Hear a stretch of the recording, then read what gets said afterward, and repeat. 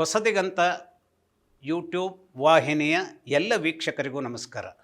ಅಬ್ಬಾ ಎಂಥ ಕಥೆ! ಇದು ಪುರಾಣಗಳ ಸೈಡ್ ಸ್ಟೋರಿ.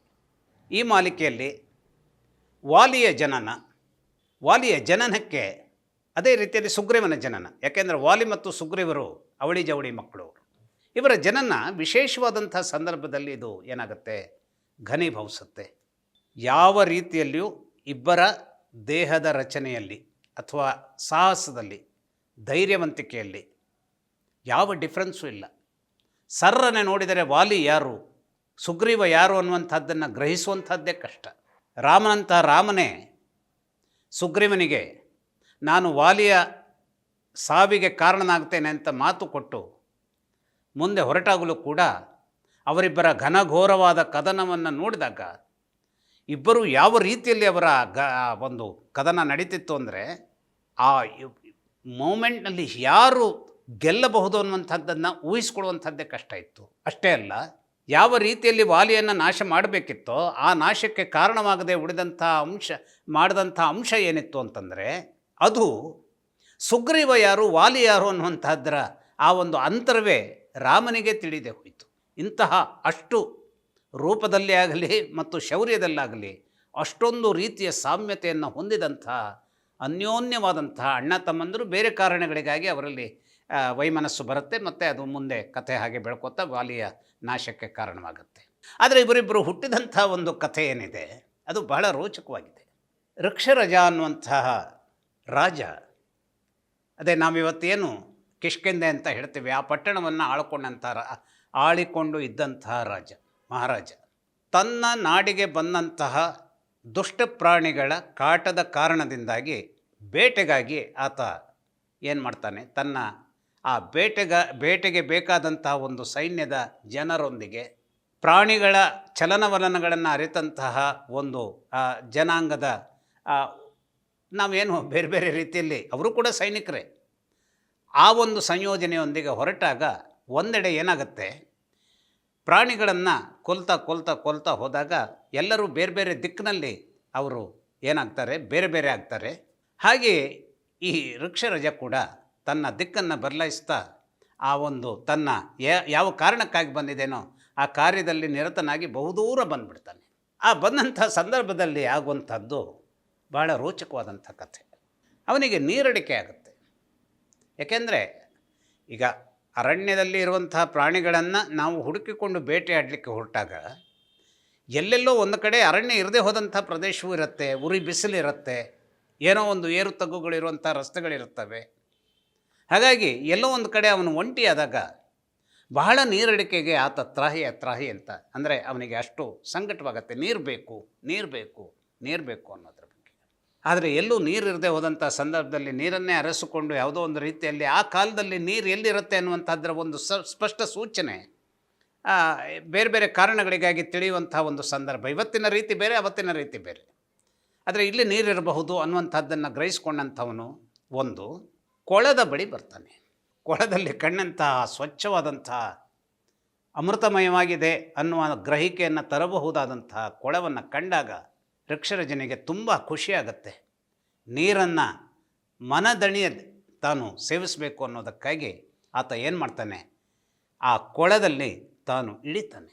ಈ ಕೊಳದಲ್ಲಿ ಅವನು ಇಳಿದನೋ ಇಲ್ಲವೋ ಎಂತಹ ವೈಚಿತ್ರ್ಯ ನಡೆದು ಹೋಗುತ್ತೆ ಅಂತಂದರೆ, ಪುರುಷನಾಗಿದ್ದಂತಹ ವೃಕ್ಷರಜ ಅವನು ಸ್ತ್ರೀಯಾಗಿ ಪರಿವರ್ತನೆ ಹೊಂದ್ತಾನೆ. ಅದು ಯಾವ ಮಾಯಕ್ಕೂ ಏನೋ, ಅದು ಏನು ಆ ಕೊಳದ ಅದರ ಗುಣಧರ್ಮ ಏನೋ ಅದೇನು ಅಂದರೆ ಇವು ತರ್ಕಕ್ಕೆ ಸಿಗದೆ ಹೋದಂಥದ್ದು.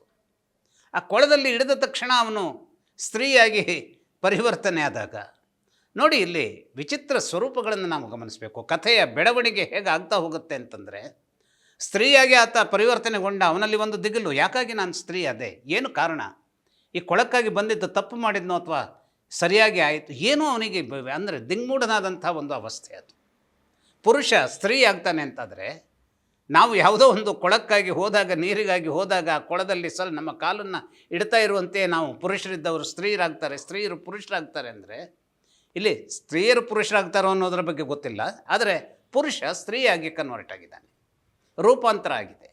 ಈ ಕ್ಷಣ ಎಷ್ಟೊಂದು ರೀತಿಯ ನಾಟಕೀಯವಾದ ಸ್ವರೂಪವನ್ನು ಪಡ್ಕೊಳ್ಳುತ್ತೆ ಅಂತಂದರೆ, ಆ ಟೈಮ್ನಲ್ಲಿ ಋಕ್ಷರಾಜನ ಆ ಸ್ತ್ರೀತ್ವದ ಒಂದು ಮೋಹಕತೆಯನ್ನು ಕಂಡು ಒಂದು ರೀತಿಯ ಮಾನಸಿಕವಾದಂತಹ ವಿಚಲತೆಗೆ ಒಳಗಾದಂತಹ ಸೂರ್ಯ ಮತ್ತು ದೇವಲೋಕದಲ್ಲಿ ದೇವೇಂದ್ರ ಇಬ್ಬರೂ ಕೂಡ ಆ ಸ್ತ್ರೀಯ ಅಂಗಸುಖವನ್ನು ಪಡೆಯೋದಕ್ಕಾಗಿ ಏಕಕಾಲದಲ್ಲಿ ಧಾವಿಸ್ತಾರೆ.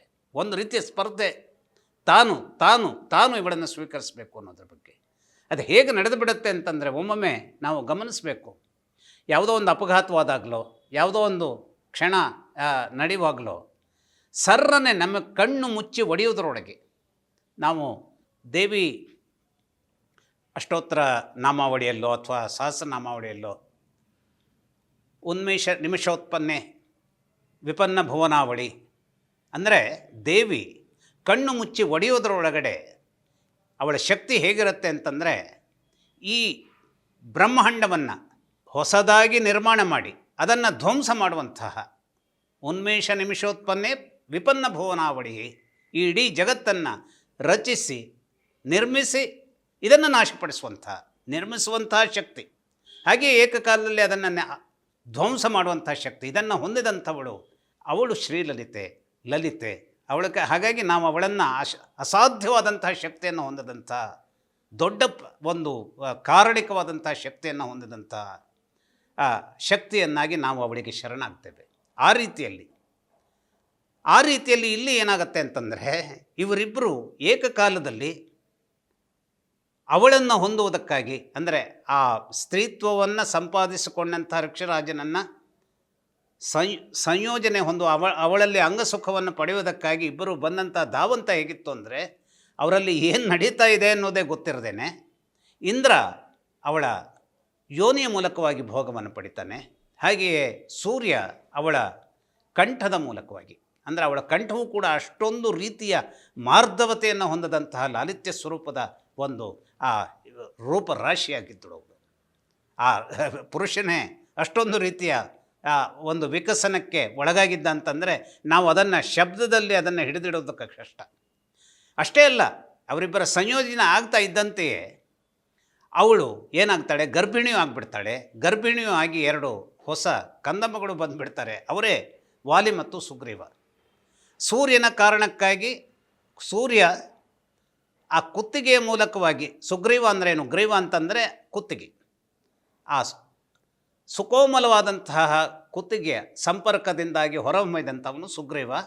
ಅವನು ಸೂರ್ಯನ ಮಗ. ಹಾಗೆಯೇ ನೇರವಾಗಿ ಅವಳ ಗುಪ್ತಾಂಗದ ಮೂಲಕವಾಗಿ ಆ ಒಂದು ಒಗ್ಗೂಡುವಿಕೆ ಕ್ರಿಯೆಯನ್ನು ನಡೆಸಿದಂತಹ ದೇವೇಂದ್ರನ ಮೂಲಕವಾಗಿ ಅತ್ಯಂತ ಬಲವನ್ನು ಹೊಂದಿದಂತಹ ಸುಗ್ರೀವನೂ ಬಲಶಾಲಿಯೇ. ವಾಲಿ ಅಲ್ಲಿಂದ ಅವನು ಮಗುವಾಗಿ ಹೊರಗೆ ಬರ್ತಾನೆ. ಬಂದವರು ವೀರಾಗ್ರಣಿಗಳಾಗಿ ಅವರು ನಿಂತು ಬಿಡ್ತಾರೆ. ಅಂದರೆ ಹುಟ್ಟುತ್ತಿದ್ದಂತೆಯೇ ಅವರು ವೀರಾಗ್ರಣಿಗಳಾಗಿ ನಿಂತು ಬಿಡ್ತಾರೆ. ಇವೆಲ್ಲ ಒಂದು ರೀತಿಯ ಪವಾಡ. ಇದನ್ನು ನಾವು ಶಬ್ದಗಳಲ್ಲಿ ಹಿಡಿದಿಡುವಂಥದ್ದು ಕಷ್ಟ. ಆದರೆ ಒಂದು ಫ್ಯಾಂಟಸಿಯಾಗಿ ಕಥೆಯನ್ನು ನಾವು ಸ್ವೀಕರಿಸಿದಾಗ, ಈ ಜೀವನದಲ್ಲಿ ಇದು ಫ್ಯಾಂಟಸಿ ಅಲ್ಲ, ಅವಾಸ್ತವ ಅಲ್ಲ. ವಾಸ್ತವತೆಯಲ್ಲೂ ಫ್ಯಾಂಟಸಿ ಇರುತ್ತೆ. ನಾವಿವತ್ತು ನಮಗೆ ಹಸಿವೆ ಆಗ್ತಾ ಇದೆ ಅಂದರೆ ಏನು, ಇಟ್ ಈಸ್ ಎ ಫ್ಯಾಂಟಸಿ. ನಾವು ಇನ್ನೂ ಹಸಿವೆ ಆಗಲಿಕ್ಕೆ ಸಾಧ್ಯವೇ ಇಲ್ಲ ಅನ್ನುವ ಪ್ರಮಾಣದಲ್ಲಿ ನಾವು ಬೆಳಗಿನ ಹೊತ್ತು ಆ ಒಂದು ಉಪಹಾರವನ್ನು ತೆಗೆದುಕೊಂಡಿದ್ದರೂ ಕೂಡ ನಂತರ 1 ಗಂಟೆಗೋ 2 ಗಂಟೆಗೋ ವಿಪರೀತವಾದಂಥ ಹಸು ಆಗ್ತದಲ್ಲ. ಹಾಗಾದರೆ ಎಲ್ಲಿ ಹೋಗುತ್ತೆ ಅದು? ಇದು ಕೂಡ ನಾವು ಊಹಿಸ್ಕೊಂಡ್ರೆ ಇಂತಹ ಒಂದು ಜೀರ್ಣಕ್ರಿಯೆಯ ಒಂದು ವಿಶೇಷತೆ ನಮ್ಮಲ್ಲಿ ಇದೆ ಅಂತಾದರೆ ಅದು ಒಂದು ವಿಚಿತ್ರವಾದಂಥ ಒಂದು ಮಾಯೆ. ಅಂತಹ ರೀತಿಯ ಪಚನಕ್ಕೆ ಬೇಕಾದಂತಹ ಶಕ್ತಿ ಅದು ಯಾವ ರೀತಿಯಲ್ಲಿ ತನ್ನನ್ನು ತಾನು ಪಡೆದುಕೊಳ್ಳುತ್ತೆ, ತನ್ನನ್ನು ತಾನು ಆವಿರ್ಭವಿಸ್ಕೊಳುತ್ತೆ, ಇದನ್ನು ಶಬ್ದಗಳಲ್ಲಿ ಹಿಡಿದಿಡುವಂಥದ್ದು ಕಷ್ಟ. ಅದು ಅರ್ಥವಾಗುತ್ತೆ ನಮಗೆ. ಹಾಗೆ ವಾಲಿ ಸುಗ್ರೀವರು ಬಂದುಬಿಡ್ತಾರೆ. ಆ ವಾಲಿ ಸುಗ್ರೀವರಿಗೆ ಹಾಗಾಗಿ ಋಕ್ಷರಾಜ ತಂದೆ ಅಷ್ಟೇ ಅಲ್ಲ, ತಾಯಿಯೂ ಕೂಡ. ತಾಯಿ ಯಾಕೆ? ಈ ಒಂದು ವಿಸ್ಮಯದ ಕಾರಣದಿಂದ. ಈ ವಿಸ್ಮಯ ಏನು? ಇದೊಂದು ಫ್ಯಾಂಟಸಿ ಕಥೆ. ಆದರೆ ಆ ಋಕ್ಷರಾಜ ಆ ಕೊಳದಿಂದ ಎದ್ದು ಹೊರಗೆ ಬಂದಾಗ ಮತ್ತೆ ಪುರುಷ ರೂಪಕ್ಕೆ ಕನ್ವರ್ಟ್ ಆಗ್ತಾನೆ. ಹಾಗಾಗಿ ವಾಲಿ ಸುಗ್ರೀವರಿಗೆ ತಂದೆಯೂ ಹೌದು, ತಾಯಿಯೂ ಹೌದು ಈ ಋಕ್ಷರಾಜ. ಆದರೆ ಆ ಒಂದು ಅವರ ಜನನಕ್ಕೆ ಕಾರಣವಾಗುವಂಥ ರೇತಸ್ಸಿನ ಆ ಒಂದು ಜೈವಿಕ ಭಾಗ ಸುಗ್ರೀವನಿಗೆ ಸೂರ್ಯನಿಂದ ಬಂದಿದ್ದರಿಂದಾಗಿ ಮತ್ತು ವಾಲಿಗೆ ಇಂದ್ರನಿಂದ ಬಂದಿದ್ದರಿಂದಾಗಿ ಇವನ ತಂದೆಯಂದಿರು ಅವರೂ ಹೌದು, ಇವರ ತಂದೆ ವೃಕ್ಷರಜನೂ ಹೌದು. ಈ ಕಥೆಯ ಮೂಲಕವಾಗಿ ಯಾವುದೋ ಒಂದು ವಿಚಿತ್ರವಾದಂತಹ ಅಂದರೆ ನಮ್ಮ ಭಾರತೀಯ ಪರಂಪರೆಯಲ್ಲಿ ಕಥೆಯ ಭಾಗಗಳು ಎಷ್ಟೊಂದು ರೀತಿಯ ರೋಚಕತೆಯನ್ನು, ವೈಚಿತ್ರ್ಯವನ್ನು, ವೈಚಾರಿಕತೆಯನ್ನು ಹುಟ್ಟು ಹಾಕುವಂತಹ ಒಂದು ಸ್ವರೂಪದ ಧಾತುಗಳನ್ನು ಏಕಕಾಲಕ್ಕೆ ಹುಟ್ಟಿಸ್ಕೊಡ್ತವೆ ಅನ್ನೋದಕ್ಕೆ ವಾಲಿ ಸುಗ್ರೀವರ ಜನನ ಅನ್ನುವಂಥದ್ದೇನಿದೆ ಇದು ಬಹಳ ಅಪ್ಪಟವಾದಂತಹ ಒಂದು ದೊಡ್ಡ ಉದಾಹರಣೆಯಾಗಿ ನಿಂತಹ ಜಗತ್ತಿನ ಅತ್ಯಂತ ಶ್ರೇಷ್ಠ ಕಥೆಗಳಲ್ಲಿ ಒಂದು ಅಂತ ನಾನಂತೂ ಭಾವಿಸಿದ್ದೇನೆ. ಬಹುಶಃ ಎಲ್ಲರೂ ಅದನ್ನು ಈ ರೀತಿಯಲ್ಲಿ ಭಾವಿಸಬಹುದು. ಯಾಕೆಂದರೆ ಏಕಕಾಲಕ್ಕೆ ಒಂದು ಮಗುವಿಗೆ ಎರಡು ತಂದೆಯರು, ಏಕಕಾಲಕ್ಕೆ ಎರಡು ವಿಭಿನ್ನವಾದ ಮಕ್ಕಳಿಗೆ ಒಬ್ಬಳೇ ತಾಯಿ ಏಕಕಾಲಕ್ಕೆ ಬೇರೆ ಬೇರೆ ತಂದೆಯರ ಮೂಲಕವಾಗಿ ಜನನವನ್ನು ಅಂದರೆ ಒಂದು ತಮ್ಮ ಹುಟ್ಟನ್ನು ಪಡಿತಾರೆ ಅಂತಾದರೆ ಇದು ನಿಜಕ್ಕೂ ವಾಸ್ತವದ ನೆಲೆಯಲ್ಲಿ ಬಹಳ ಅದ್ಭುತವಾದಂಥ ಕಥೆಯಾಗಿ ನಮ್ಮ ಪೌರಾಣಿಕ ಪ್ರಪಂಚದಲ್ಲಿ ನಿಂತುಕೊಳ್ಳುತ್ತೆ. ಈ ಕಥೆಯನ್ನು ನಾವು ಇನ್ನಷ್ಟು ಆಸಕ್ತಿಯಿಂದ ಇನ್ನಷ್ಟು ಹೆಚ್ಚು ವಿಶ್ಲೇಷಿಸಿದರೆ ಪ್ರಪಂಚದ ಬಹಳ ದೊಡ್ಡ ಕಥೆಯಾಗಿ ನಿಂತುಕೊಳ್ಳುತ್ತೆ. ನಮ್ಮ ಒಂದು ಚಿಂತನೆಗೆ ಅದ್ಭುತವಾದಂಥ ಚೌಕಟ್ಟನ್ನು ನಿರ್ಮಿಸ್ಕೊಳ್ಳುತ್ತೆ. ನಮಸ್ಕಾರ.